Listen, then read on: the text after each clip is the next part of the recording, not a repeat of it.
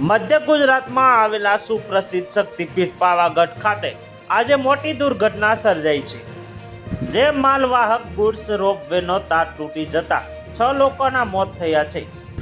પ્રાથમિક તપાસમાં દુર્ઘટનાગ્રસ્ત રોપવેનો ઉપયોગ પાવાગઢ માચી વિસ્તારમાંથી નિજ મંદિર સુધી બાંધકામની સામગ્રી સરળતાથી પહોંચાડવા માટે કરવામાં આવતો હતો.